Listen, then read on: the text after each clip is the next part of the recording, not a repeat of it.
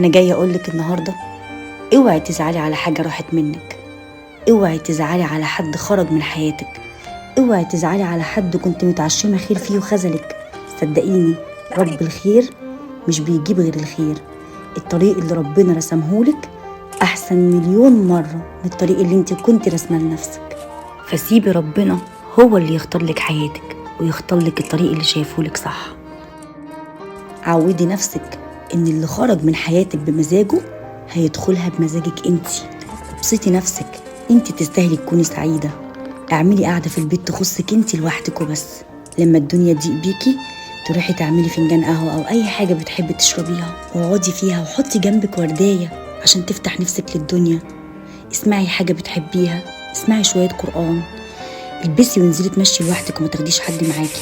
بصي للسما وقولي يا رب انا واثقه انك معايا ومش هتسيبني. اعملي ساعه لربنا قبل ما تنامي، اتكلمي معاه في كل حاجه تعباكي. هاتي قلم وورقه وكانك بتتكلمي مع نفسك. حطي برفان ريحته حلوه، عود ولا مسك. ما تزعليش نفسك، لو مرضتي هتنامي على السرير محدش هيقولك عنك، محدش هيشيلك، محدش هيحس بوجعك. انت تستاهلي تكوني سعيده ومبسوطه. ابعدي عن اي مشاكل، ابعدي عن اي ضغوطات، ابعدي عن اي طاقة سلبية. ريحي نفسك شوية عشان الحياة طويلة، محتاجة صبر ومحتاجة طاقة ايجابية عشان تعرفي تكملي، عشان تعرفي تربي، عشان تعرفي تبني.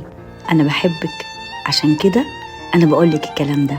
عايزة كل ست في الدنيا تبقى سعيدة، عايزة اشوف كل ستات الدنيا مبسوطة ومرتاحة.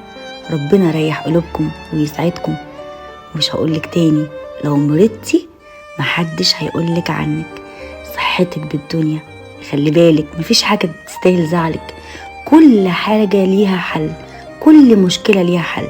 مفيش داعي انك تزعلي لان المشكلة كده ولا كده، اذا كانت كبيرة ولا صغيرة هتتحل. وكل سنة وانت طيبة، ربنا يجعل رمضان خير وبركة عليكم ويدخل بيوتكم